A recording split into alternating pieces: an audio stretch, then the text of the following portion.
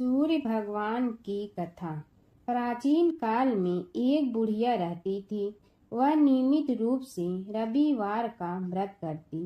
रविवार के दिन सूर्योदय से पहले उठकर बुढ़िया स्नान आदि से निवृत्त होकर आंगन को गोबर से लीपकर स्वच्छ करती। उसके बाद सूर्य भगवान की पूजा करती और रविवार व्रत कथा सुनकर सूर्य भगवान का भोग लगाकर दिन में एक समय भोजन करती। सूर्य भगवान की अनुकंपा से बुढ़िया को किसी प्रकार की चिंता एवं कष्ट नहीं था। धीरे धीरे उसका घर धन धान से भर गया।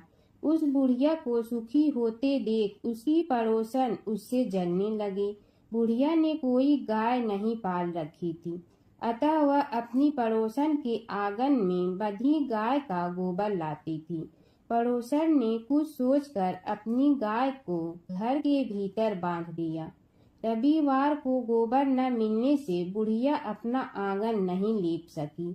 आंगन न लीप पाने के कारण उस बुढ़िया ने सूर्य भगवान को भोग नहीं लगाया और उस दिन स्वयं भी भोजन नहीं किया। सूर्यास्त होने पर बुढ़िया भूखी प्यासी सो गई। प्रातः काल सूर्योदय से पूर्व उस बुढ़िया की आँख खुली तो वह अपने घर के आंगन में सुंदर गाय और बछड़े को देखकर हैरान हो गई। गाय को आंगन में बांधकर उसने जल्दी से उसे चारा लाकर खिलाया। पड़ोसन ने उस बुढ़िया के आंगन में बंधी सुंदर गाय और बछड़े को देखा तो वह उससे और अधिक जलने लगी। तभी गाय ने सोने का गोबर किया। गोबर को देखते ही पड़ोसन की आंखें फट गईं। पड़ोसन ने उस बुढ़िया को आसपास न पाकर तुरंत उस गोबर को उठाया और अपने घर ले गई तथा अपनी गाय का गोबर वहां रख आई। सोने के गोबर से पड़ोसन कुछ ही दिनों में धनवान हो गई।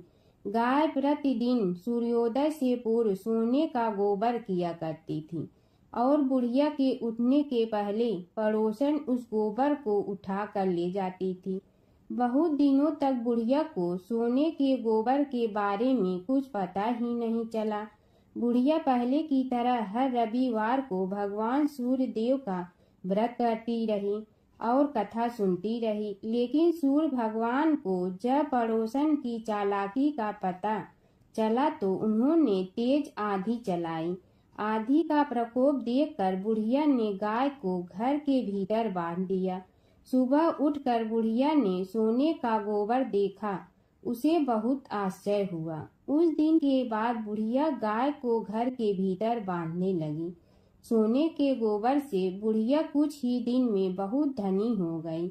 उस बुढ़िया के धनी होने से पड़ोसन बुरी तरह जल भुन कर राख हो गई और उसने अपने पति को समझा बुझाकर उसे नगर के राजा के पास भेज दिया।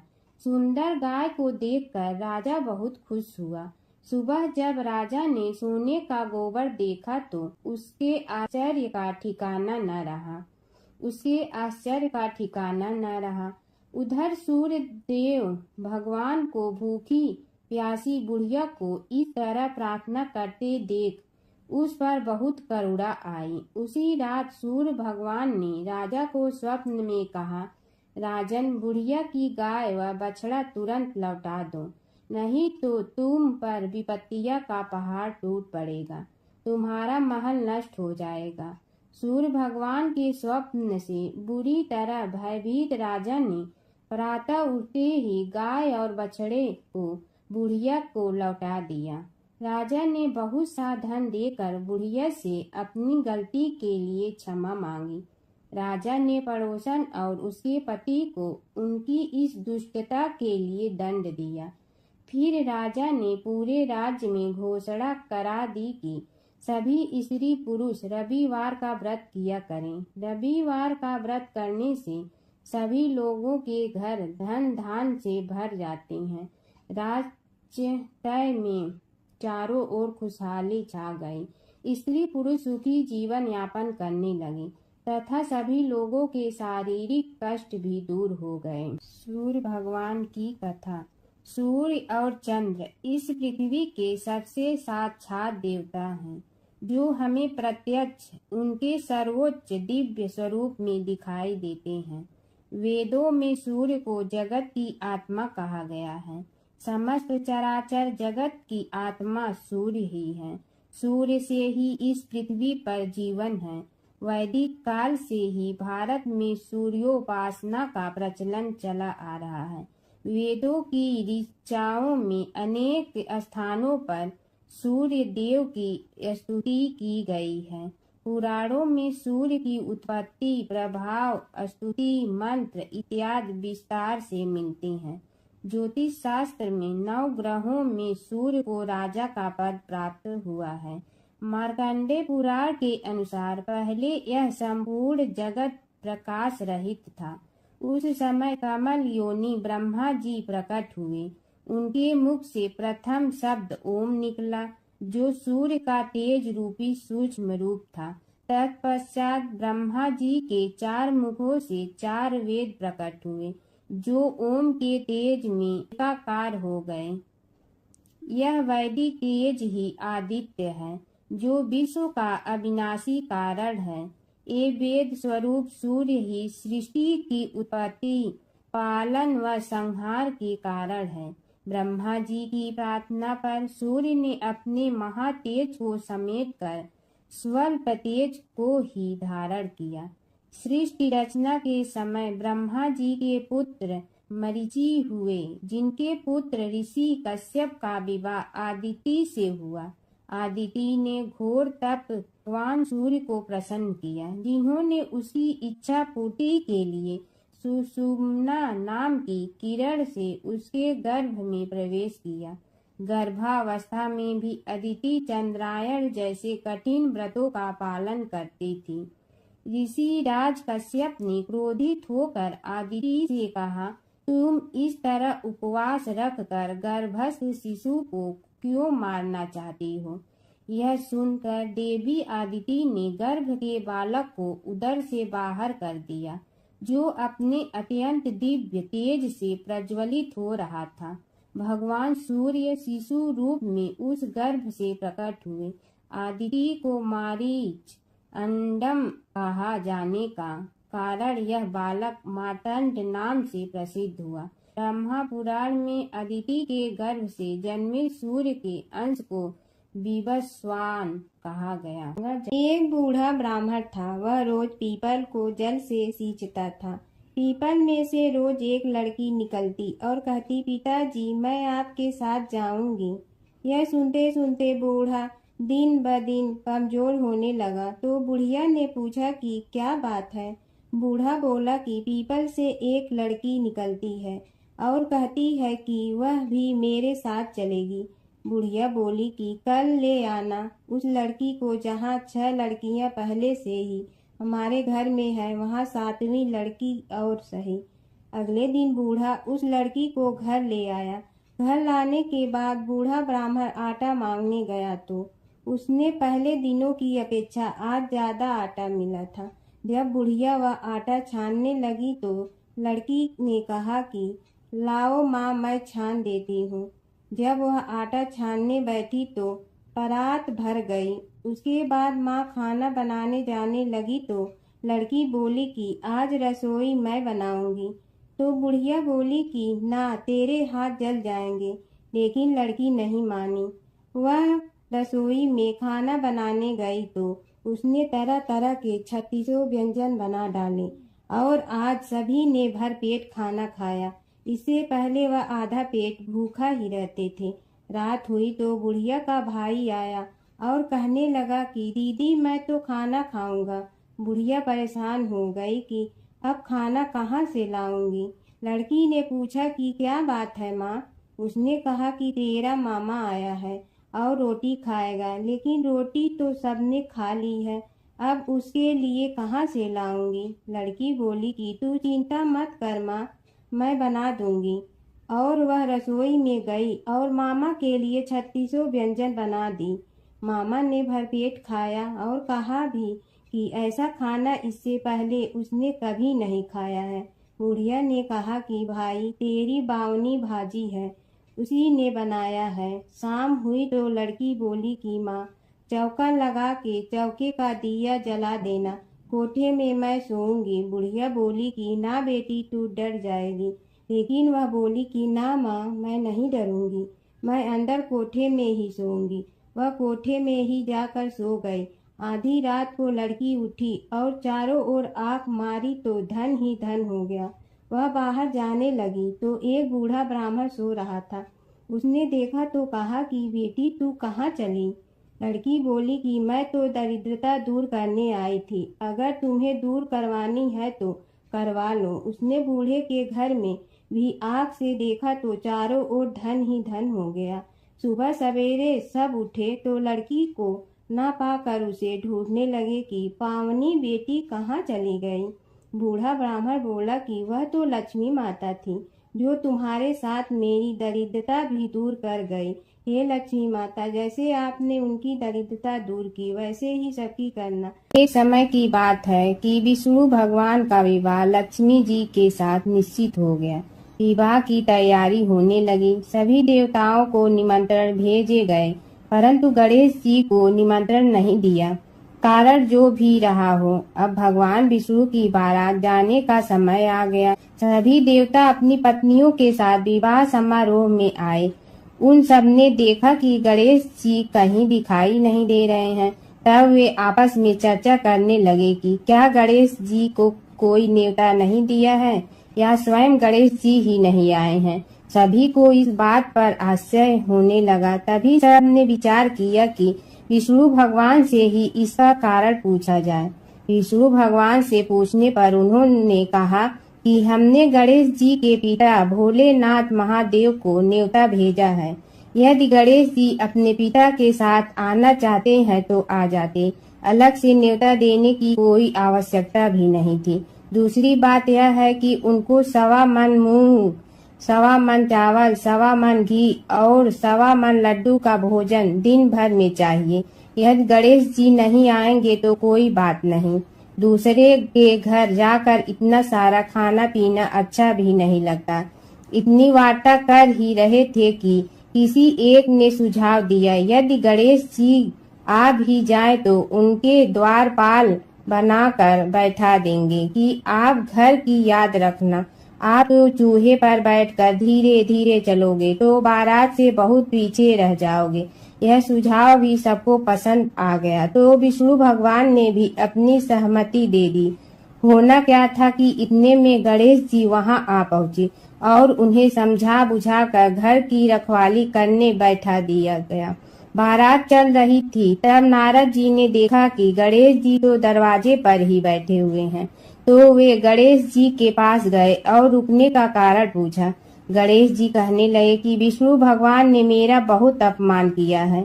नारद जी ने कहने लगे कि अपनी मूसक देना को आगे भेज दे तो वह रास्ता खोद देगी, जिससे उनके वाहन धरती में धंस जाएंगे। तब आपको सम्मान पूर्वक बुलाना पड़ेगा। अब तो गणेश जी ने अपनी मूसक सेना जल्दी से आगे भेज दी और सेना ने जमीन पोली कर दी। जब बारात वहां से निकली तो रथों के पहिए धरती में धंस गए। लाख कोशिश करे परंतु पहिए नहीं निकले। सभी ने अपने अपने उपाय किए परंतु पहिए तो नहीं निकले, बल्कि जगह जगह से टूट गए। किसी की समझ में नहीं आ रहा था कि अब क्या किया जाए। तब तो नारद जी ने कहा, आप लोगों ने गणेश जी का अपमान करके अच्छा नहीं किया। यदि उन्हें मना कर लाया जाए तो आपका कार्य सिद्ध हो सकता है और यह संकट टल सकता है। शंकर भगवान ने अपने दूत नंदी को भेजा और वे गणेश जी को लेकर आए। गणेश जी का आदर सम्मान के साथ पूजन किया। तब कहीं रथ के पहिए निकले। अब रथ के पहिए निकल के परंतु टूट फूट गए तो उन्हें सुधारे गए। पास के खेत में खाती काम कर रहा था, उसे बुलाया गया। खाती अपना कार्य करने के पहले श्री गणेशाय नमः कहकर गणेश जी की वंदना मन ही मन करने लगा। देखते ही देखते खाती ने सभी पहियों को ठीक कर दिया। तब खाती कहने लगा कि हे देवताओं, आपने सर्वप्रथम गणेश जी को नहीं मनाया होगा और न ही उनकी पूजन की होगी, इसीलिए तो आपके साथ यह संकट आया है। हम तो मूर्ख अज्ञानी हैं, फिर भी पहले गणेश जी को पूजते हैं उनका ध्यान करते हैं। आप लोग तो देवतागण हैं, फिर भी आप गणेश जी को कैसे भूल गए? अब आप लोग भगवान श्री गणेश जी की जय बोल कर जाएं तो आपके सब काम बन जाएंगे और संकट कट जाएंगे। ऐसा कहते हुए बारात वहां से चल दी और विष्णु भगवान को लक्ष्मी जी के साथ विवाह संपन्न करा के सभी सकुशल घर लौट आए। हे गणेश जी महाराज, आपने विष्णु को जैसे कारज सारियो ऐसे कारज सबको सिद्ध कर दो। बोलो गजानन भगवान की जय। कीड़ी नगरा सींचने की कहानी। एक गांव में एक बुढ़िया माई रहती थी। उसके 2 बेटे तथा बहू भी थे। बुढ़िया माई भगवान श्री हरि विष्णु की परम भक्त थी। अपना जीवन दान धर्म पुण्य कार्य कर्मों में लगाती थी, परंतु बुढ़िया माई कभी भी मंदिर और सत्संग में वह तीर्थ स्थानों पर नहीं जाती थी। एक बार गांव में भागवत कथा हो रही थी। बेटे ने कहा, माँ आप सारा दिन घर में रहती हैं, आप मंदिर में भागवत कथा सुनने क्यों नहीं जाती? बुढ़िया माई ने बेटे का मन रखने के लिए कह दिया कि आज जाऊंगी, परंतु नहीं गई। ऐसा करते करते 6 दिन निकल गए। बुढ़िया माई के बेटे ने कहा, माँ आज अंतिम दिन है, आज तो कथा सुनने आपको जाना ही पड़ेगा। सारा दिन घर का काम करके बुढ़िया माई ने जाते जाते इतनी देर कर दी कि अंतिम दिन की भागवत कथा भी समाप्त हो गई। भगवान श्री हरि विष्णु सन्यासी का रूप धारण करके बुढ़िया माई के पास आए और बोले, बुढ़िया माई तुम कहाँ जा रही हो? बुढ़िया माई ने कहा, मैं भागवत कथा सुनने जा रही हूँ। तब सन्यासी रूपधारी भगवान श्री हरि विष्णु ने कहा, अब इतनी देर से क्यों जा रही हो? वहाँ तो अब कथा समाप्त हो गई है, अब वहाँ जाकर क्या करोगी? बुढ़िया माई ने कहा, अब घर से निकली हूँ तो जाकर ही रहूंगी। सब सन्यासी रूपधारी भगवान श्री हरि विष्णु ने कहा कि अब कथा समाप्त हो गई, भक्त लोग भी अपने अपने घर चले गए, अब तुम वहाँ से क्या लाओगी? तो बुढ़िया माई बोली, कुछ नहीं तो मैं वहाँ से एक ईंट ही उठा लाऊंगी। तो सन्यासी रूपधारी भगवान श्री हरि विष्णु बोले, तुम वहाँ से मिट्टी की ईंट लाओगी, उसके बदले में मैं तुम्हें एक सोने की ईंट दे देता हूँ। बुढ़िया माई ने ईंट ले ली और घर की तरफ चल पड़ी और विचार करने लगी कि यदि यह ईंट मैं घर लेकर जाऊंगी तो बेटे बहू झगड़ने लगेंगे। इसीलिए घर के आंगन में बाहर ही बुढ़िया माई ने वह ईंट जमीन में गाड़ दी। परंतु अब बुढ़िया माई का ध्यान उस ईंट पर ही रहने लगा। खाने पीने घर के काम करने में सदैव बुढ़िया माई अपना ध्यान सोने की ईंट पर ही लगाई रखती। बेटे बहू ने पूछा, माँ पूरे दिन घर के आंगन में क्या करती रहती हो? तो बुढ़िया माई ने कहा, मैं आने जाने वाले को देखती रहती हूँ। एक दिन बुढ़िया माई मर गई। यमराज के दूत बुढ़िया माई को लेने आए। बुढ़िया माई को लेकर धर्मराज जी के पास पहुँचे और धर्मराज जी को सारी बात बतलाई। धर्मराज जी ने बुढ़िया माई को कुतिया की योनि दे दी और कुतिया उसी पेड़ के नीचे बैठी रहती। बुढ़िया माई की बहू ने कहा, इस कुतिया को यहाँ से भगाओ, नहीं तो यह बच्चों को काट जाएगी। तो उसके बेटे ने उसकी पीठ पर एक लकड़ी मारी और बुढ़िया माई मर गई और को सर्प की योनि मिली। आंगन में सर्प को देखकर बेटे बहू ने किसी को काट नहीं जाए इसी डर से मार दिया। फिर बुढ़िया माई मरकर धर्मराज जी के पास पहुंची। बुढ़िया माई कीड़ी का रूप धारण करके उस आंगन में कीड़ी नगरा बना लिया। आंगन में कीड़ी नगरा हो गया।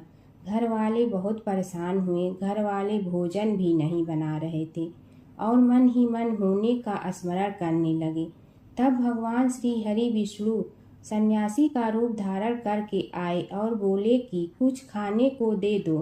तो घर वाले ने कहा, महाराज हमारे खाने को भी कुछ नहीं बनाया, क्योंकि हमारे घर में कीड़ी नगरा हो गया है। आप ही इसका कुछ उपाय बतलाइए। तब महाराज जी ने आंगन में खोदा और सोने की 28 निकाली और दोनों बेटों को दे दी और कहा, तुम्हारी माँ के नाम से दान पुण्य करना, धर्मशाला बनवाना, स्कूल बनवाना, प्याऊ लगवाना, गौशाला में गाय के चारे खाने की व्यवस्था करना। परंतु दोनों बेटे आपस में झगड़ने लगे कि तू दान कर, तू दान कर। किसी ने बुढ़िया माई के नाम से कोई दान नहीं किया और कीड़ी नगरा वहाँ उसी स्वरूप में स्थापित रहा। कुछ दिन बाद सन्यासी वापस आया और बुढ़िया माई के बेटों ने भगवान स्वरूपधारी सन्यासी महाराज से कहा कि हमारी घर की हालत वैसी की वैसी है, कीड़ी नगरा तो वैसे का वैसा ही है। तब साधु रूपधारी सन्यासी महाराज ने कहा, वह सोने के ईंट के टुकड़े लाओ और उन्हें बेचकर उनसे जो भी धन मिले उसे तुम्हारी माँ के नाम से दान पुण्य करो। इस कीड़ी नगरा पर शक्कर और आटा डालो। तुम ऐसा करोगे तो तुम्हारी माँ को मोक्ष प्राप्ति होगी। और उनके घर से कीड़ी नगरा चला गया। जो व्यक्ति प्रतिदिन सुबह प्रातः आटा और शक्कर कीड़ी नगरे पर डालता है, वह सदैव धनवान, पुत्रवान, संपन्न, सुख शांति से जीवन यापन करता है। उसके घर में कभी कोई कष्ट नहीं आता है। उसका जीवन सदा सर्वदा आनंद से व्यतीत होता है। उसके परिवारजन उसे अत्यधिक स्नेह प्रदान करते हैं। कीड़ी नगरा प्रतिदिन सींचने से जुड़ी नगरी की कहानी सुनने से, दान पुण्य व धर्म कार्यों में रुचि लगाने से जीवन उत्तम हो जाता है। जमुना की कहानी। प्राचीन समय में एक गांव था जिसमें दो बहनें रहा करती थी। एक बहन का नाम गंगा था तो दूसरी बहन का नाम जमुना था। एक बार दोनों बहनें एक साहूकार के खेत से गुजर रही थी तो जमुना ने 13 दाने जौ के तोड़ लिए, जिसे देख गंगा बोली कि तुझे तो ग्रहण लग गया, तूने चोरी की है। इस पर जमुना बोली कि अब मेरा ग्रहण कैसे धुलेगा। गंगा ने कहा कि तुझे 12 साल तक साहूकार के यहाँ नौकरी करनी पड़ेगी, तभी तेरा पाप धुलेगा और ग्रहण से मुक्ति मिलेगी। जमुना साहूकार के यहाँ नौकरी के लिए जाती है और अपने लिए काम मांगती है। साहूकार उसे काम पर रख लेता है, लेकिन काम करने से पहले जमुना उसे कहती है कि मैं सारे काम करूंगी लेकिन 4 काम नहीं करूंगी। जूठे बर्तन नहीं मांजूंगी, झाड़ू नहीं लगाऊंगी, बिस्तर नहीं बिछाऊंगी और दिया नहीं जलाऊंगी। 12 साल के बाद कुंभ का मेला लगा तो साहूकारनी भी कुंभ नहाने जाने लगी। जमुना ने उसे जाते देख कहा कि कुंभ के मेले में मेरी बहन गंगा मिलेगी तो उसे यह सोने का टक्का दे देना, इससे वह अपने हाथों में सुंदर चूड़ियां पहन लेगी। साहूकारनी ने कुंभ के मेले में गंगा को वह सोने का टका दे दिया। गंगा ने उनसे वह टका लेते हुए कहा कि मेरी बहन को कहना कि उसके 12 वर्ष पूरे हो गए हैं, अब वह वहां वापिस आ जा। साहूकार व साहूकारनी वापिस घर आए तब जमुना मटके में पानी भर रही थी। दोनों जमुना से बोले कि हमने सोने का वह टका तेरी बहन गंगा को दे दिया था और उसने कहा है कि तेरे 12 वर्ष पूरे हो गए हैं, इसलिए अब तुम वापिस जाओ। यह समाचार सुनते ही जमुना सहस्त्र धारा में बदल गई और बहने लगी। जमुना जी का यह रूप देखकर साहूकार और साहूकारनी परेशान हो गई थी। हमारे घर में जमुना माता ने काम किया, हमें तो अब ग्रहण लग गया है, हम यह ग्रहण कैसे उतारेंगे। जमुना भागकर गंगा माता के पास चली गई। गंगा ने जमुना से पूछा कि तुम साहूकार साहूकारनी से कुछ कहकर आई हो या ऐसे ही बिना बताए आ गई।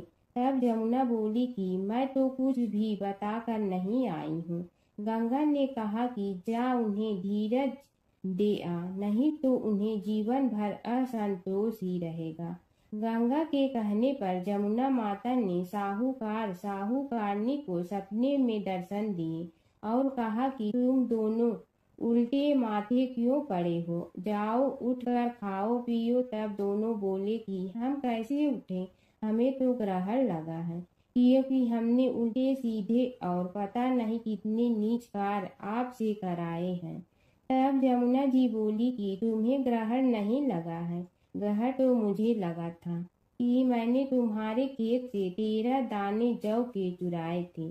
मैं तो अपना ग्रहण उतारने तुम्हारे घर आई थी। मेरा ग्रहण तुम्हारे घर में 12 वर्ष तक रहने से उतर गया है और मेरी मुक्ति हो गई है। जमुना जी ने कहा कि तुम्हें कोई ग्रहण नहीं लगा है, उल्टे मेरे 12 वर्ष तक यहाँ रहने से तुम्हारी भी मुक्ति हो गई है। यह कहकर जमुना जी स्वप्न से चली गई। दोनों उठकर देखते हैं कि उनके घर में पहले से भी अधिक धन हो गया है।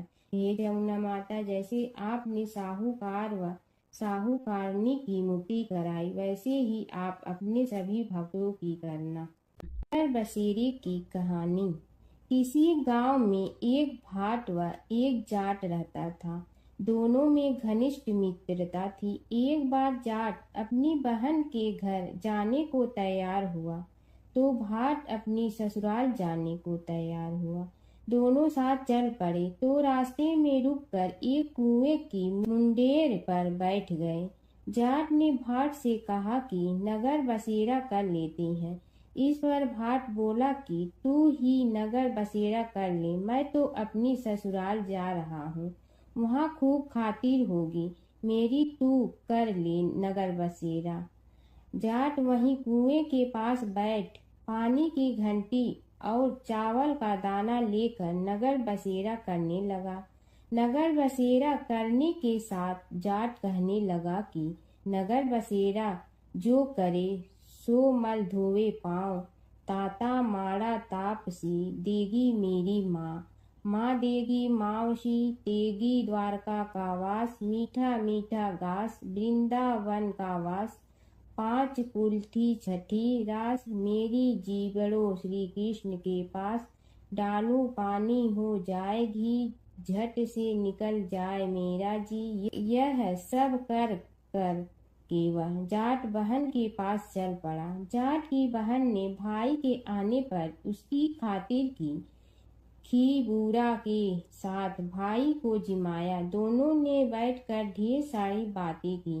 इधर भाट अपने ससुराल पहुंचा तो वहां आग लगी हुई थी। आग बुझाने वह भी लग गया, जिसमें हाथ मुंह भी काले हो गए और खुद भी थोड़ा सुलझ गया। ना रोटी ना पानी के लिए ही किसी ने पूछा। एक पड़ोसन आई तो उसने भाट की सास को कहा कि जमाई आया है, जरा उस आओ भगत कर लो। बुढ़िया बोली कि सब कुछ तो जल गया है, अब कहाँ से आओ भगत करूं। तब पड़ोसन ने ही भाट को एक रोटी के साथ छाछ दी। उसने वही खाकर गुजारा किया।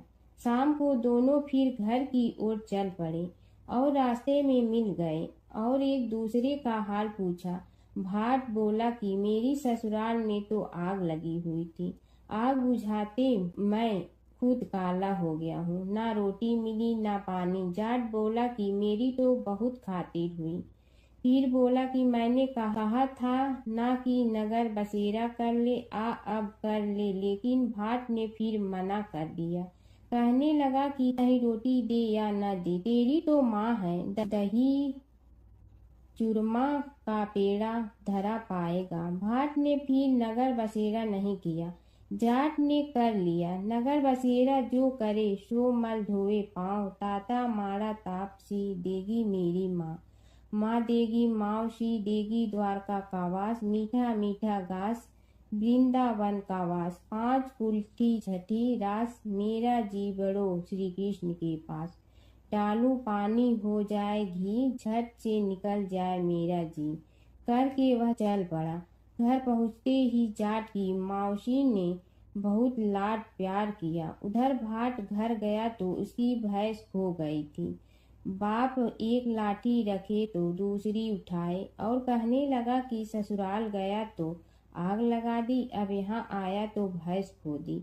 बाप ने कहा कि पहले भैंस लेकर आ, तभी रोटी पानी मिलेगा। सारा दिन भाट भैंस ढूंढता रहा, लेकिन उसे भैंस नहीं मिली। जाट और भाट की मुलाकात फिर से बाजार में हो गई। जाट ने भाट के हाल चाल पूछे तो भाट बोला कि आते ही भैंस खो गई। बस उसी दिन से भैंस ढूंढ रहा हूँ। रोटियां का तो पूछो ही मत। जाट ने कहा कि मैंने तो पहले ही कहा था कि नगर बसेरा कर ले। जाट की बात सुनकर भाट बोला कि तेरे नगर बसेरे में इतनी ताकत है तो चल अब कर लेते हैं। दोनों ने बैठकर नगर बसेरा किया। नगर बसेरा जो करे सो मल धोवे पाँव। ताता मारा तापसी देगी मेरी माँ। माँ देगी मौसी देगी द्वारका का वास। मीठा मीठा घास वृंदावन का वास। पाँच कुल्ठी छठी रास मेरा जीवड़ो श्री कृष्ण के पास। डालू पानी हो जाए घी झट से निकल जाए मेरा जी। दोनों के नगर बसेरा करने पर भाट जैसे ही आगे बढ़ा तो उसकी खोई भैंस मिल गई, जिसे लेकर घर पहुंचा। घर पहुंचते ही माँ ने कहा कि लड़के को आते ही घर से निकाल दिया। सारे दिन से ये भूखा प्यासा भटक रहा है। यह कहकर उसकी माँ ने उसको खूब खिलाया पिलाया। इस घटना के बाद सारे नगर में ढिंढोरा पिटवा गया कि सब कोई अपने पीहर या सास से आते जाते नगर बसेरा करें। जैसे भाट को नगर बसेरा करने का फल मिला, वैसे ही हर किसी को मिलती है। माता सीता की कथा। यह कहानी सीता माता कहती थी और श्री राम इसे सुना करते थे। एक दिन श्री राम भगवान को किसी काम के लिए बाहर जाना पड़ा, तो सीता माता कहने लगी कि भगवान, मेरा तो 12 वर्ष का नित्य नियम है। अब आप बाहर जाएंगे तो मैं अपनी कहानी किसे सुनाऊंगी। श्री राम ने कहा कि तुम कुएं की पाल पर जाकर बैठ जाना और वहां जो औरतें पानी भरने आएंगी उन्हें अपनी कहानी सुना देना। सीता माता कुएं की पाल पर जाकर बैठ जाती हैं। एक स्त्री आई, उसने रेशम की जड़ी की साड़ी पहन रखी थी और सोने का घड़ा ले रखा था। सीता माता उसे देख कहती हैं कि बहन, मेरा 12 वर्ष का नित्य सुन लो। पर वह स्त्री बोली कि मैं तुम्हारा नित्य सुनूंगी तो मुझे घर जाने में देरी हो जाएगी और मेरी सास मुझसे लड़ेंगी। उसने कहानी नहीं सुनी और चली गई। उसकी रेशम जड़ी की साड़ी फट गई। सोने का घड़ा मिट्टी के घड़े में बदल गया। सास ने देखा तो पूछा कि ये किसका दोष अपने सिर लेकर आ गई है। बहू ने कहा कि कुएं पर एक औरत बैठी थी।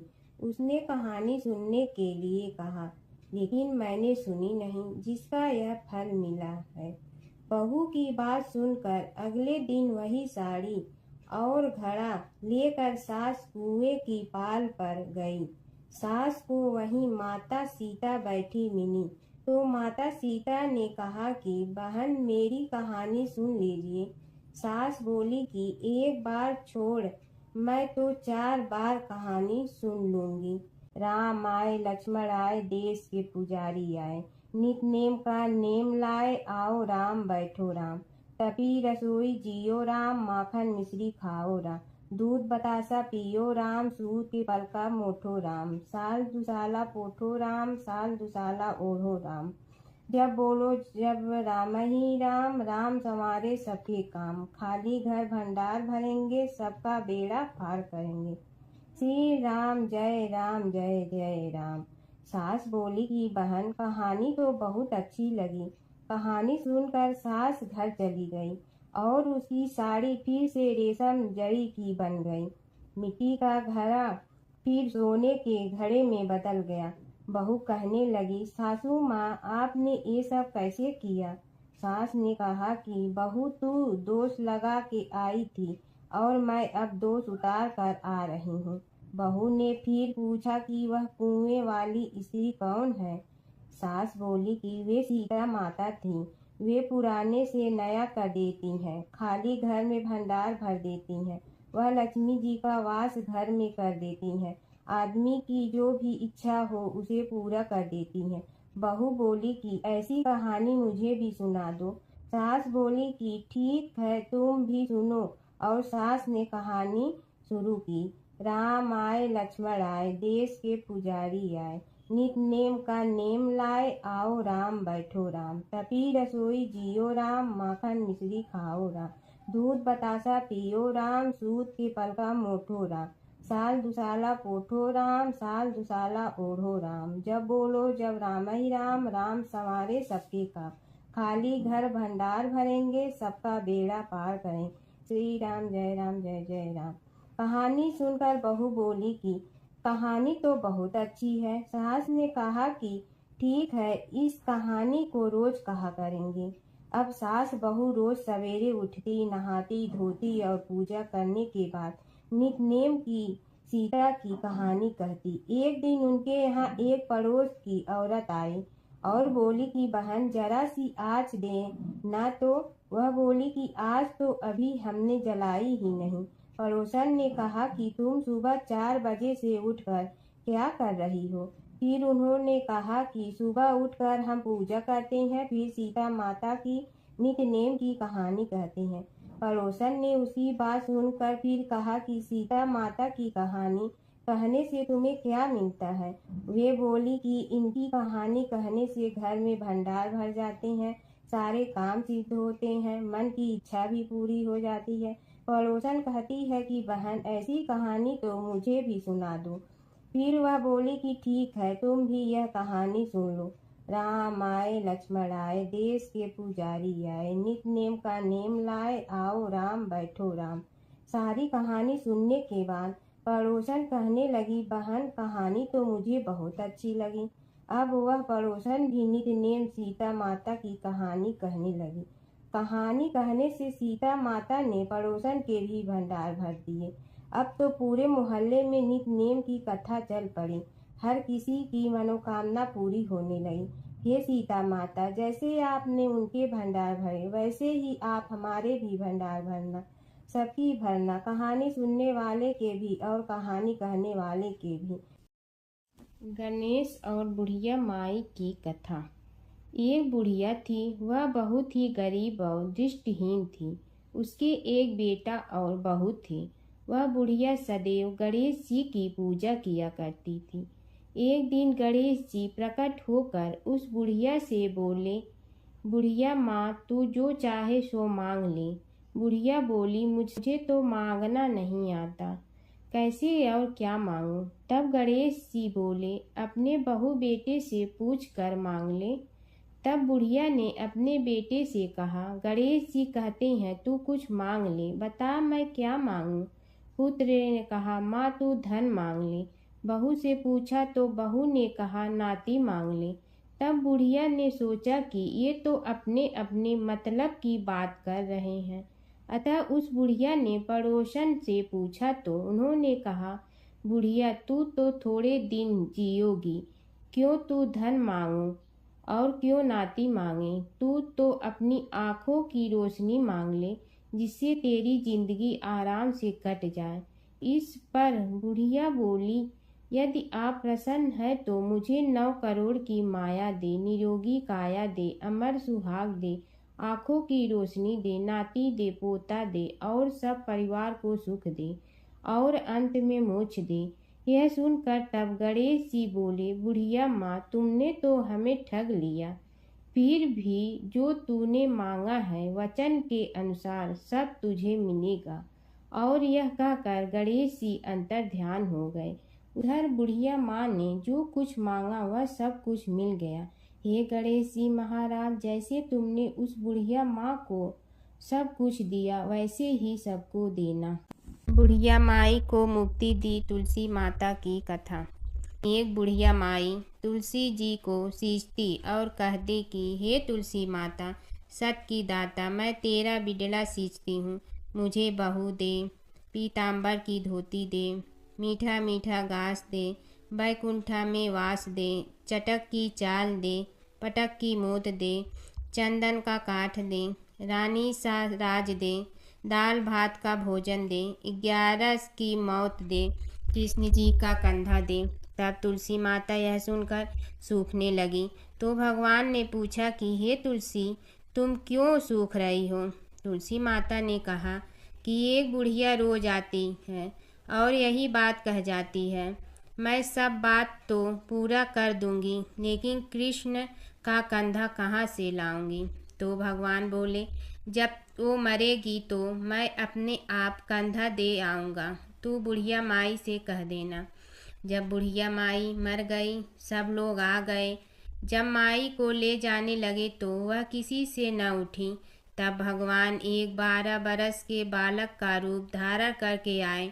बालक ने कहा, मैं कान में एक बात कहूँगा तो बुढ़िया माई उठ जाएगी। बालक ने कान में कहा, बुढ़िया माई मन की निकाल ले, पीताम्बर की धोती ले, मीठा मीठा घास ले, बैकुंठा का वास ले, चटक की चाल ले, पटक की मोत ले, कृष्ण जी का कंधा ले। यह सुनकर बुढ़िया माई हल्की हो गई।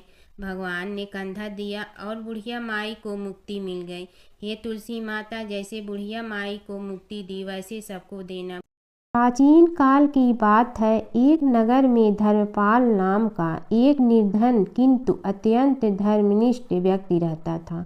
वह न तो अधिक पूजा पाठ जानता था और न ही उसके पास धन था, परंतु उसके हृदय में भगवान विष्णु के प्रति अपार श्रद्धा थी। प्रतिदिन प्रातः स्नान कर भगवान विष्णु का स्मरण करता और तुलसी दल अर्पित करता। तब भी वह हरि नाम का जाप करता रहता। एक दिन किसी कारणवश वह पूजा न कर सका।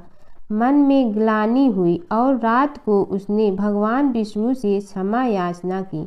उसी रात उसे स्वप्न में विष्णु ने दर्शन दिए और कहा, हे भक्त, जो भी व्यक्ति श्रद्धा से मेरा स्मरण करता है, मैं उसके सभी पाप हर लेता हूँ। भक्ति में विधि नहीं, भाव प्रधान होता है। कुछ समय बाद धर्मपाल के जीवन की सभी कठिनाइयाँ दूर हो गई। उसके घर में सुख शांति और समृद्धि आ गई। अंत समय में उसे वैकुंठ लोक की प्राप्ति हुई। विष्णु भगवान की कथा। एक नगर में एक सेठ व एक सेठानी रहते थे और सेठानी रोज विष्णु भगवान की पूजा करती थी। सेठ को उसका पूजा करना बिल्कुल अच्छा नहीं लगता था। इसी वजह से एक दिन सेठ ने सेठानी को घर से निकाल दिया। घर से निकलने पर वह जंगल की ओर गई तो देखा 4 आदमी मिट्टी खोदने का काम कर रहे थे। उसने कहा कि मुझे नौकरी पर रख लो। उन्होंने उसे रख लिया, लेकिन मिट्टी खोदने से सेठानी के हाथों में छाले पड़ गए और उसके बाल भी उड़ गए। वह आदमी कहते हैं कि बहन, लगता है तुम किसी अच्छे घर की महिला हो। तुम्हें काम करने की आदत नहीं है। तुम एक काम रहने दो और हमारे घर का काम कर लिया करो। वह चारों आदमी उसे अपने साथ घर ले गए और वह 4 मुट्ठी अनाज लाते और सभी बांट कर खा लेते। एक दिन सेठानी ने कहा कि कल से 8 मुट्ठी अनाज लाना। अगले दिन वह 8 मुट्ठी अनाज लाए और सेठानी पड़ोसन से आग मांग लाई। उसने भोजन बनाया, विष्णु भगवान को भोग लगाया, फिर सभी को खाने को दिया। सारे भाई बोले कि बहन, आज तो भोजन बहुत स्वादिष्ट बना है। सेठानी ने कहा कि भगवान का जूठा है तो स्वाद तो होगा ही। सेठानी के जाने के बाद सेठ भूखा रहने लगा और आस पड़ोस के सारे लोग कहने लगे कि ये तो सेठानी के भाग्य से खाता था। एक दिन सेठ अपनी सेठानी को ढूंढने चल पड़ा। उसने ढूंढते हुए वह भी उस जंगल में पहुंच गया जहां वह चारों आदमी मिट्टी खोद रहे थे। सेठ ने उन्हें देखा तो कहा कि भाई, मुझे भी काम पर रख लो। उन आदमियों ने उसे काम पर रख लिया, लेकिन मिट्टी खोदने से उसके भी हाथों में छाले पड़ गए और बाल उड़ने लगे। उसकी यह हालत देख चारों बोले कि तुम्हें काम की आदत नहीं है, तुम हमारे साथ चलो और हमारे घर में रह लो। सेठ उन चारों आदमियों के साथ उनके घर चला गया और जाते ही उसने सेठानी को पहचान लिया, लेकिन सेठानी घूंघट में थी तो सेठ को देख नहीं पाई। सेठानी ने सभी के लिए भोजन तैयार किया और हर रोज की भांति विष्णु भगवान को भोग लगाया। उसने उन चारों भाइयों को भोजन परोस दिया, लेकिन जैसे ही वह सेठ को भोजन देने लगी तो विष्णु भगवान ने उसका हाथ पकड़ लिया। भाई बोले कि बहन, ये तुम क्या कर रही हो? वह बोली, मैं कुछ नहीं कर रही हूँ, मेरा हाथ तो विष्णु भगवान ने पकड़ लिया है। भाई बोले, हमें भी विष्णु भगवान के दर्शन कराओ। उसने भगवान से प्रार्थना की तो विष्णु जी प्रकट हो गए। सभी ने दर्शन किए। सेठ ने सेठानी से क्षमा मांगी और सेठानी को साथ चलने को कहा। भाइयों ने अपनी बहन को बहुत सा धन देकर विदा किया। जब सेठानी के साथ सेठ भी भगवान विष्णु की पूजा करने लगा और उनके परिणाम से उनका घर अन्न धन से भर गया। धर्मराज जी की कथा। दो सेठानियाँ थी। एक के घर में धन बहुत था पर वह कंजूस थी। दूसरी के पास धन थोड़ा कम था पर मन से वह बहुत अमीर थी। रोज सवेरे उठती, गंगा स्नान करती, तुलसी माता, बड़ पीपल सींचने, भगवान के मंदिर जाके पूजा करती। धर्मराज सूरज भगवान की कहानी सुनती, भगवान के भोग लगाकर अतिथि को जिमाती, गाय कुत्ता के लिए ग्रास निकालती। दूसरी सेठानी इस धर्मात्मा को देखकर हंसती और कहती, पता नहीं दिन भर क्या करती रहती है। थोड़े समय बाद दोनों सेठानियों को भगवान का बुलावा आया। धर्मात्मा सेठानी के तो यमराज जी ने विमान भेजा और दूसरी को दूत मारते ही ले गया। रास्ते में सेठानी बोली, मेरे को भूख लगी है। तो दूत बोले, किसी को कुछ दिया होगा तो मिलेगा। फिर बोली, प्यास लगी है। दूत बोले, किसी को पानी पिलाया तो मिलेगा। रास्ते में उसे काट चुभने लगे, गर्मी पड़ने लगी, पर दूत तो उसे घसीटे ही ले गए। अब सेठानी बहुत पछताने लगी कि सब कुछ होते हुए भी दान धर्म नहीं किया। इतने में यमराज का दरबार आया। धर्मात्मा बुढ़िया को भगवान के पास सिंहासन मिला और वह उस पर बैठी थी। उधर दूसरी सेठानी को तपते कुंड में डाल दिया। अब सेठानी यमराज से बोली, मुझे 1.25 पहर का जीवन दान दे दो, मैं वापस आकर दंड भोग लूंगी। यमराज बोले, ठीक है। सेठानी के शरीर में वापस प्राण डाल दिए। संसार में आते ही पंडितों को बुलाकर सेठानी ने धर्मराज की कथा सुनी, सब तरह से दान धर्म किया। इतने में समय पूरा हो गया। अब की बार विमान आया। 1.25 पहर के दान धर्म से सेठानी को स्वर्ग मिला। धर्मराज जी की परम भक्त पोपा बाई की कथा। एक गांव में एक पोपा बाई रहती थी। जब वह 5 साल की थी तभी से वह नियम से धर्मराज जी व्रत की कथा सुनती थी और व्रत करती थी। एक दिन उसने अपने भाई व भाभी से कहा कि मैं शादी नहीं करूंगी, अब मैं अपना समय भगवान की पूजा अर्चना में ही बिताना चाहती हूँ।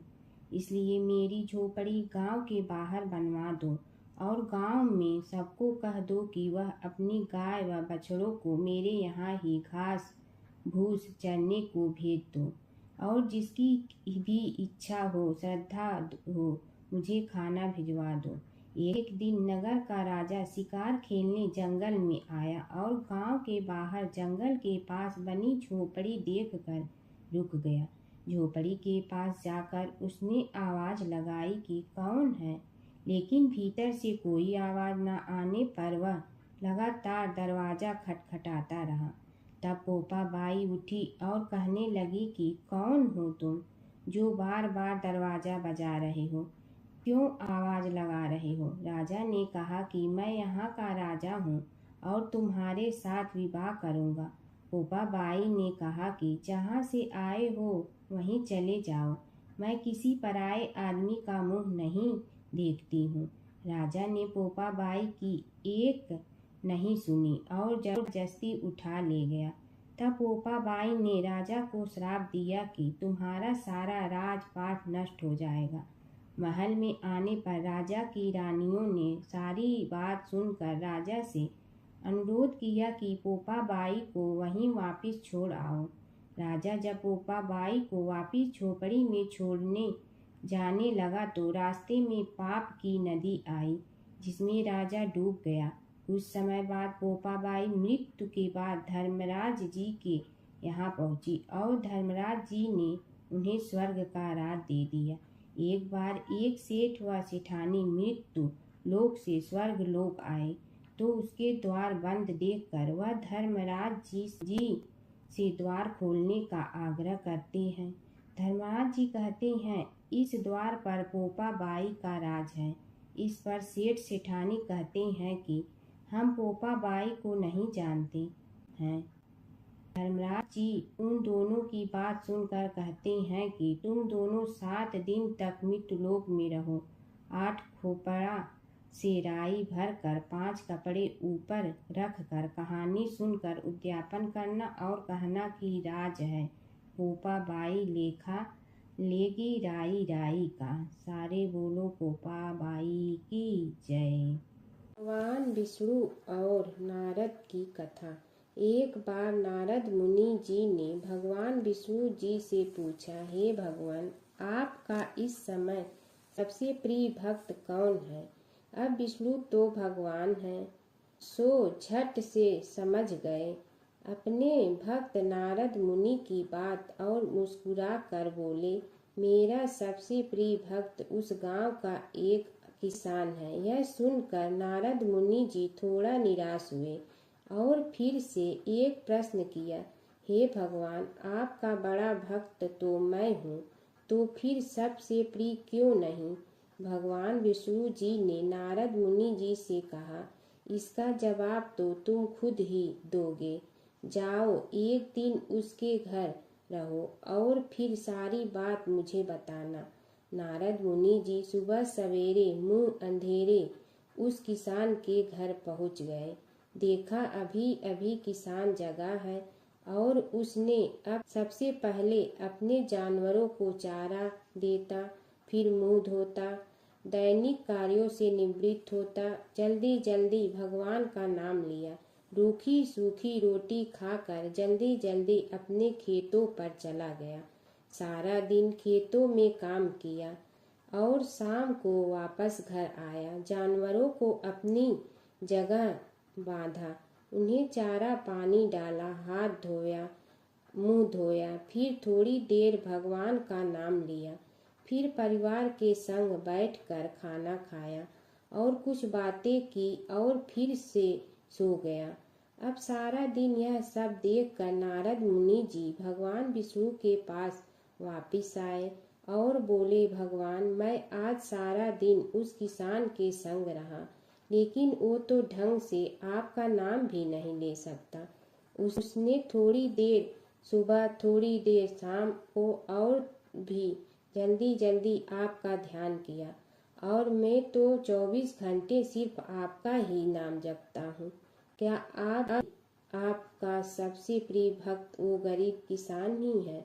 भगवान विष्णु जी ने नारद की बात सुनकर कहा, अब इसका जवाब भी तुम मुझे खुद ही देना। और भगवान विष्णु जी ने एक कलश अमृत से भरा नारद मुनि को थमाया और बोले, इस कलश को लेकर तुम तीनों लोकों की परिक्रमा करके आओ, लेकिन ध्यान रहे अगर एक बूंद भी अमृत नीचे गिरा तो तुम्हारी सारी भक्ति और गुण नष्ट हो जाएगी। नारद मुनि तीनों लोकों की परिक्रमा करके जब भगवान विष्णु के पास वापस आए तो खुश होकर बोले, भगवान, मैंने एक बूंद भी अमृत नीचे नहीं गिरने दिया। विष्णु भगवान ने पूछा, और इस दौरान तुमने मेरा नाम कितना बार लिया, मेरा स्मरण कितनी बार किया? तो नारद बोले, अरे भगवान जी, मेरा तो सारा ध्यान इस अमृत पर था, फिर आपका ध्यान कैसे करता? भगवान विष्णु ने कहा, हे नारद, देखो उस किसान को, वो अपना कर्म करते हुए भी नियमित रूप से मेरा स्मरण करता है, क्योंकि जो अपना कर्म करते हुए भी मेरा जाप करे वो ही मेरा सबसे प्रिय भक्त है। तुम तो सारे दिन खाली बैठे ही जप करते हो, और जब तुम्हें कर्म दिया तो मेरे लिए तुम्हारे पास समय ही नहीं था। तो नारद मुनि सब समझ गए और भगवान के चरण पकड़ कर बोले, हे भगवान, आपने मेरा अहंकार तोड़ दिया, आप धन्य हैं। प्राचीन काल की बात है। नैमिषारण्य क्षेत्र में ऋषि, महर्षि और साधु संतों का समाज जुड़ा था। उसमें श्री सूत जी भी विद्यमान थे। शौनक जी ने उनकी सेवा में उपस्थित होकर निवेदन किया कि हे अज्ञान रूप घोर तिमिर को नष्ट करने में करोड़ों सूर्यों के समान प्रकाशमान श्री सूत जी हमारे कानों के लिए अमृत के समान जीवन प्रदान करने वाले कथा तत्व का वर्णन कीजिए। हे सूत जी, हमारे हृदयों में ज्ञान के प्रकाश की वृद्धि तथा भक्ति, वैराग्य और विवेक की उत्पत्ति जिस कथा से हो सकती हो, वह हमारे प्रति कहने की कृपा कीजिए। शौनक जी की जिज्ञासा से सूत जी बड़े प्रसन्न हुए। पूरा तन इतिहासों के स्मरण से उनका शरीर पुलकायमान हो रहा था।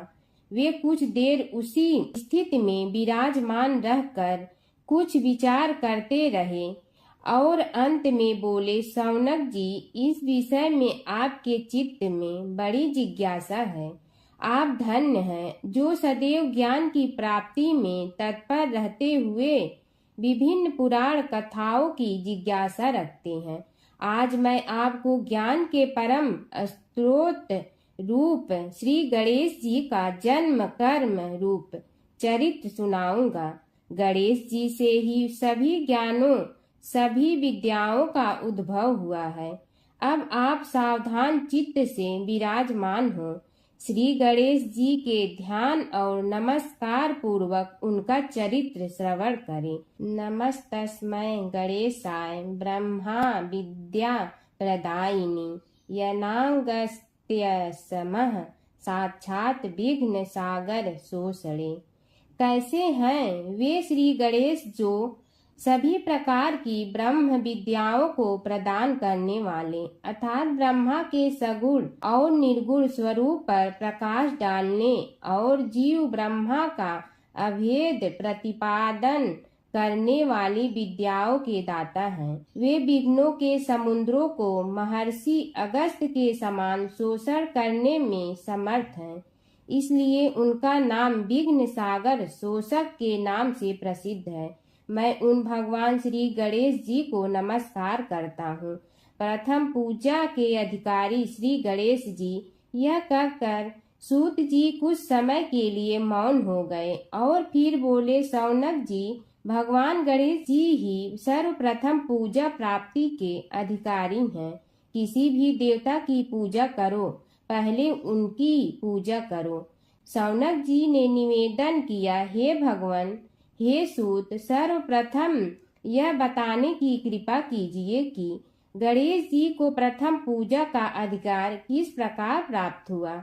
इस विषय में मेरी बुद्धि मोह को प्राप्त हो रही है कि सृष्टि रचयिता ब्रह्मा जी, पालन करता भगवान नारायण और संहार करता शिव जी में से किसी को प्रथम पूजा का अधिकारी क्यों नहीं माना गया। यह त्रिदेव ही तो सबसे बड़ा देवता माने जाते हैं। सूत जी ने कहा, शौनक जी, यह भी एक रहस्य ही है। देखो, अधिकार मांगने से नहीं मिलता, इसके लिए योग्यता होनी चाहिए। संसार में अनेकों देवी देवताएं पूजे जाते हैं। पहले जो जिसका इष्ट देव होता है वह उसी की पूजा किया करता है। इससे बड़े देवताओं के महत्व में कमी आने की आशंका उत्पन्न हो गई। इस कारण देवताओं में परस्पर विवाद होने लगा। वे उसका निर्णय प्राप्त करने के लिए शिव जी के पास पहुँचे और प्रणाम करके पूछने लगे, प्रभु, हम सब में प्रथम पूजा का अधिकारी कौन है। शिव जी सोचने लगे कि किसे प्रथम पूजा का अधिकारी माने। तभी उन्हें एक युक्ति सूझी। बोले, देवगण, इसका निपटारा बातों से नहीं तथ्यों से होगा। इसके लिए एक प्रतियोगिता रखनी होगी। शिव की परिक्रमा करने की प्रतियोगिता। देवगण उनका मुख देखने लगे, शंकित हृदय से सोचने लगे कि कैसी प्रतियोगिता रहेगी। यह शिव जी ने उनके मन के भाव ताड़ लिए, इसलिए सांत्वना भरे शब्दों में बोले, घबराओ मत, कोई कठिन परीक्षा नहीं ली जाएगी। बस इतना ही कि सभी अपने अपने वाहनों पर चढ़कर संसार की परिक्रमा करो और फिर यहाँ लौट आओ। जो पहले लौटेगा वही सर्वप्रथम पूजा का अधिकारी होगा। अब क्या देर थी, सभी अपने अपने वाहन पर चढ़कर दौड़ पड़े। किसी का वाहन गजराज था तो किसी का सिंह, किसी का भैंसा तो किसी का मृग, किसी का हंस तो किसी का उल्लू, किसी का अश्व तो किसी का श्वान। अभिप्राय यह है कि वाहनों को विविधता के दर्शन उस समय जितने भले प्रकार से हो सकते थे उतने अन्य समय में नहीं। सबसे गया बीता वाहन गणेश जी का था मूषक, उससे चूहा भी कहते हैं। ऐसे वाहन के बल भरोसे इस प्रतियोगिता में सफल होना तो क्या, सम्मिलित होना भी हास्यास्पद है। गणेश जी ने सोचा, छोड़ो, क्या होगा प्रतियोगिता में भाग लेने से, हम तो यहाँ बैठे रहकर ही तमाशा देखेंगे। वे बहुत देर तक विचार करते रहे। अंत में उन्हें एक युक्ति सूझी। शिव जी स्वयं ही जगदाता हैं, यह संसार उन्हीं का प्रतिबिंब है, तब क्यों न इन्हीं की परिक्रमा कर ली जाए। इनकी परिक्रमा करने से ही संसार की परिक्रमा हो जाएगी। ऐसा निश्चय कर उन्होंने मूषक पर चढ़कर शिव जी की परिक्रमा की और उनके समक्ष जा पहुँचे। शिव जी ने कहा, तुमने परिक्रमा पूर्ण कर ली? उन्होंने उत्तर दिया, जी हाँ। शिव जी सोचने लगे कि इसे तो यहीं घूमते हुए देखा, फिर परिक्रमा कैसे कर आया। देवताओं का परिक्रमा करके लौटना आरंभ हुआ और उन्होंने गणेश जी को वहां बैठे देखा तो माथा ठनक गया। फिर भी साहस करके बोले, अरे तुम विश्व की परिक्रमा के लिए नहीं गए? गणेश जी ने कहा, अरे मैं कब का यहाँ आ गया। देवता बोले, तुम्हें तो कहीं भी नहीं देखा। गणेश जी ने उत्तर दिया, देखते कहाँ से, समस्त संसार शिव जी में विद्यमान है। इनकी परिक्रमा करने से ही संसार की परिक्रमा पूर्ण हो गई। सूत जी बोले, शौनक, इस प्रकार गणेश जी ने अपनी बुद्धि के बल पर ही विजय प्राप्त कर ली। उनका कथन सत्य था, इसलिए कोई विरोध करता भी तो कैसे। बस उसी दिन से गणेश जी की प्रथम पूजा होने लगी। एक बार अपने पुत्र के खातिर भगवान शिव और श्री कृष्ण के बीच छिड़ गया था प्रलयंकारी युद्ध। भगवान शिव जहाँ प्रलय के देवता हैं, वहीं श्री कृष्ण पालन करता। दोनों के कारण ही यह जगत सुचारू रूप से चल रहा है और दोनों महाशक्तिशाली हैं। लेकिन कभी आपने सोचा है कि अगर कभी दोनों में युद्ध हुआ तो उसका इस संसार पर क्या असर पड़ेगा और दोनों में से विजयी कौन होगा? चलिए जानते हैं एक पौराणिक कथा जहां इन दोनों के भयंकर युद्ध का वर्णन मिलता है। पौराणिक कथा के अनुसार एक बार राजा बलि के सबसे बड़े पुत्र बाणासुर ने शिवपुत्र कार्तिकेय की सुंदरता से मोहित होकर भगवान शिव का पुत्र बनने की इच्छा जताई।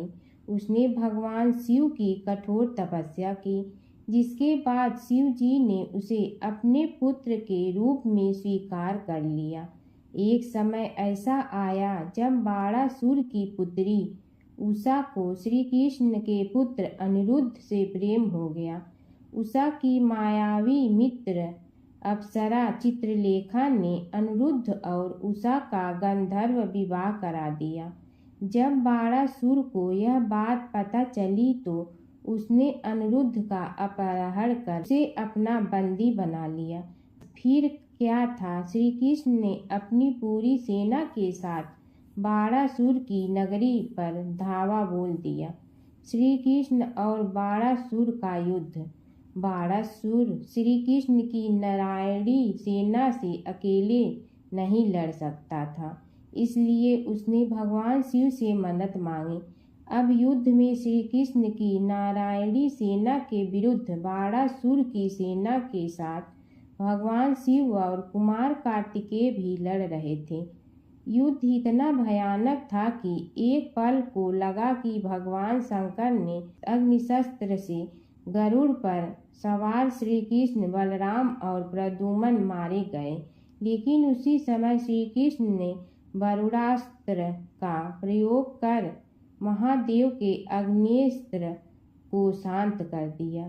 फिर शिव जी के अस्त्रों के जवाब में श्री कृष्ण ने वैष्णवास्त्र का प्रयोग किया, जिससे संपूर्ण जगत अंधकार में डूब गया।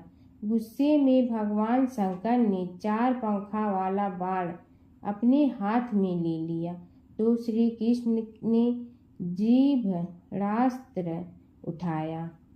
इस तरह यह युद्ध समय के साथ विकराल हो गया और इस युद्ध से समस्त सृष्टि में हाहाकार मच गया। तब ब्रह्मा जी को युद्ध रोकने आना पड़ा। उन्होंने दोनों को सारी स्थिति स्पष्ट की कि किस प्रकार उनके युद्ध से संसार का विनाश हो रहा है।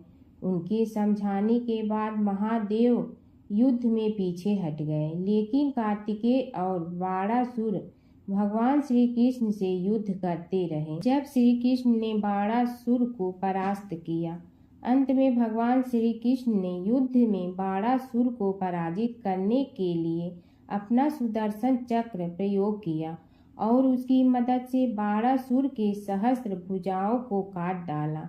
जैसे ही श्री कृष्ण अपने चक्र से उसका वध करने लगे, कार्तिकेय के साथ महादेव वहां फिर से पहुंच गए, लेकिन इस बार उन्होंने युद्ध करने के बजाय श्री कृष्ण से बाणासुर को माफ करने का अनुरोध किया। भगवान शिव ने श्री कृष्ण से कहा कि मैंने इसे अभय दान दिया है, इसलिए अगर आप इसका वध कर देंगे तो मेरा वचन झूठा पड़ जाएगा। शिव जी के ऐसा कहने पर श्री कृष्ण ने बाणासुर को क्षमा कर दिया और अनिरुद्ध, उषा सहित अपनी पूरी सेना लेकर वहां से चल दिए। बाणासुर को आज भी अजर अमर माना जाता है और बाद में भगवान शिव के उसे अपने गढ़ों में शामिल कर लिया। एक बार एक नगर में एक मालिन रहती थी। उसके पति चल बसे थे। उसका एक 4 साल का पुत्र था। उसकी सास कठोर हृदय की स्त्री थी। वह बहू को बहुत तकलीफ देती थी। एक दिन सास ने बहू और पोते को घर से निकाल दिया। वे दोनों रोते हुए चलते चलते एक जंगल में जा पहुंचे। वहां एक बड़े पेड़ के नीचे बैठ गए। वहां से थोड़ी दूर पर एक गणेश जी का मंदिर था। वहां बहुत लोग गणेश जी के दर्शन करने आते थे। दर्शन करके गणेश जी को प्रसाद चढ़ाते थे। फिर वह प्रसाद सबको बांट देते थे। इस प्रसाद से माँ बेटे का गुजारा होने लगा। दोनों गणेश जी की पूजा पाठ में लग गए। एक दिन उन्होंने सोचा क्यों न हम भी जंगल से फूल लाकर बेचें। वे रोज जंगल से फूल लाकर उसकी माला बनाकर बेचने लगे। साथ में पूजा की सामग्री और प्रसाद भी बेचने लगे। इससे उनको आमदनी होने लगी। गणेश जी की कृपा से आमदनी बढ़ने लगी। जल्दी ही उन्होंने एक मकान और एक दुकान बना लिया। एक राजा की लड़की मंदिर में रोज पूजा करने आती थी। मालिन के बेटे को देखकर राजकुमारी उस पर मोहित हो गई और उससे विवाह करने की सोचने लगी। उसने अपनी भाभी से अपने मन की बात कही। भाभी अनुभवी थी। उसने कहा, ये तो मालिन का बेटा है और तुम एक राजा की बेटी हो। यदि तुमने उससे विवाह किया तो तुम्हारी बहुत बेइज्जती होगी। पर राजकुमारी अपनी बात पर अड़ी रही। उसने कहा, मैंने तो प्रतिज्ञा कर ली है कि उसी से विवाह करूंगी। भाभी ने घर जाकर सारी बात राजा को बता दी। राजा ने मना नहीं किया और विवाह के लिए तैयार हो गए। उन्होंने बड़े धूमधाम से बेटी का विवाह मालिन के बेटे के साथ कर दिया। मालिन ने सबसे पहले बेटे बहू को गणेश जी के मंदिर में ले जाकर पूजा पाठ करवाया और गणेश जी का आशीर्वाद दिलवाया। इसके बाद पूरे नगर में यह बात फैल गई कि गणेश जी की पूजा करने से सब दुख कष्ट दूर हो जाते हैं। इस बात पर सुनते ही नगर के सभी लोग मंदिर आने लगे। मालिन और उसके बेटे की बिक्री और बढ़ गई। उधर उसकी सास के बुरे दिन आ गए। अन्नदाता उससे रूठ गए और वह भूखों मरने लगी। एक दिन वह रोती धोती उसी गणेश जी के मंदिर में आ पहुंची। वहाँ वह मालिन के बेटे से बोली, मैं भूखी हूँ, मुझे रोटी कपड़ा दे दो, इसके बदले में तुम्हारा सारा काम कर दूंगी। लड़के को दया आ गई और उसे काम पर रख लिया। उसने अपनी दादी को नहीं पहचाना। जब मालिन घर आई तो उसने सास को पहचान लिया। वह सास से बोली, सासू जी आप यहाँ कैसे? सास ने पोते की तरफ इशारा करके कहा, मेरी इस सेठ के यहाँ नौकरी लग गई है। बहू बोली, यह आपका पोता है और यह घर भी आपका ही है, यह दुकान भी आपकी ही है। जब आपने हमें घर से निकाला तब गणेश जी ने हमारी रक्षा की। बहू की बात सुनकर सास बोली, मेरी करनी मैं भोगूंगी। बहू बोली, सासू जी अब आप हमारे यहाँ रहो और पोते का सुख देखो। हे गणेश जी महाराज, जैसा सुख आपने मालिन को दिया वैसा ही सुख सबको देना। हर व्रत कथा के साथ पढ़ी और सुनी जाने वाली लपसी तपसी की यह कहानी। एक लपसी था, एक तपसी था। तपसी हमेशा भगवान की तपस्या में लीन रहता था। लपसी रोजाना सवा सेर की लपसी बनाकर भगवान का भोग लगाकर जीम लेता था। एक दिन दोनों लड़ने लगे। तपसी बोला, मैं रोज भगवान की तपस्या करता हूँ इसलिए मैं बड़ा हूँ। लपसी बोला, मैं रोज भगवान को सवा सेर लपसी का भोग लगाता हूँ इसलिए मैं बड़ा हूँ। नारद जी वहाँ से गुजर रहे थे। दोनों को लड़ता देखकर उनसे पूछा कि तुम क्यों लड़ रहे हो? तपसी ने खुद के बड़ा होने का कारण बताया और लपसी ने अपना कारण बताया। नारद जी बोले, तुम्हारा फैसला मैं करूँगा। दूसरे दिन लपसी और तपसी नहाकर अपनी रोज की भक्ति करने आए तो नारद जी ने छुपकर 1.25 करोड़ की एक एक अंगूठी उन दोनों के आगे रख दी। तपसी की नज़र उस अंगूठी पर पड़ी जो उसने चुपचाप अंगूठी उठाकर अपने नीचे दबा ली। तब लपसी की नज़र अंगूठी पर पड़ी लेकिन उसने ध्यान नहीं दिया। भगवान को भोग लगाकर लपसी खाना खाने लगा। नारद जी सामने आए तो दोनों ने पूछा कि कौन बड़ा? तो नारद जी ने तपसी से खड़ा होने को कहा। वो खड़ा हुआ तो उसने नीचे दबी अंगूठी दिखाई पड़ी। नारद जी ने लपसी से कहा, तपस्या करने के बाद भी तुम्हारी चोरी करने की आदत नहीं गई, इसलिए लपसी बड़ा है और तुम्हें तुम्हारी तपस्या का कोई फल भी नहीं मिलेगा। तपसी शर्मिंदा होकर माफ़ी मांगने लगा। उसने नारद जी से पूछा, मुझे मेरी तपस्या का फल कैसे मिलेगा? नारद जी ने कहा, यदि कोई गाय और कुत्ते की रोटी नहीं बनाएगा तो फल तुम्हें मिलेगा। यदि कोई ब्राह्मण को भोजन करवा कर दक्षिणा नहीं देगा तो फल तुम्हें मिलेगा। यदि कोई साड़ी के साथ ब्लाउज नहीं देगा तो फल तुझे मिलेगा। यदि कोई दिए से दिया जलाएगा तो फल तुम्हें मिलेगा। यदि कोई सारी कहानी सुने लेकिन तुम्हारी कहानी नहीं सुने तो फल तुझे मिलेगा। उसी दिन से हर व्रत कथा कहानी के साथ लपसी तपसी की कहानी भी सुनी और कही जाती है। ओम जय जगदीश हरे, स्वामी जय जगदीश हरे। भक्त जनों के संकट क्षण में दूर करे। ओम जय जगदीश हरे। जो ध्यावे फल पावे, दुख बिन दे मन का। सुख संपत्ति घर आवे, कष्ट मिटे तन का। ओम जय जगदीश हरे। मात पिता तुम मेरे, शरण कहूँ किसकी। तुम विनय और न दूजा, आस करूँ जिसकी। ओम जय जगदीश हरे। तुम पूर्ण परमात्मा, तुम अंतर्यामी। पार ब्रह्म परमेश्वर, तुम सबके स्वामी। ओम जय जगदीश हरे। तुम बिंदा के सागर, तुम पालन करता। मैं मूरख कल काम, कृपा करो भरता। ओम जय जगदीश हरे। तुम हो ये कय गोचर सबके प्राणपति। किस विधि मिलूं दया में तुमको मैं कुमति। ओम जय जगदीश हरे। दीन बंधु दुख हरता तुम रक्षक मेरे। अपने हाथ उठाओ द्वार पड़ा तेरे। ओम जय जगदीश हरे। विषय विकार मिटा पाप हरो देवा। श्रद्धा भक्ति बढ़ाओ संतन की सेवा। ओम जय जगदीश हरे। तन मन धन सब तेरा स्वामी सब कुछ है तेरा। तेरा तुझको अर्पण क्या लागे मेरा। ओम जय जगदीश हरे। जय जगदीश हरे स्वामी जय जगदीश हरे। भक्त जनों के संकट चढ़ने दूर करे। ओम जय जगदीश हरे स्वामी जय जगदीश हरे।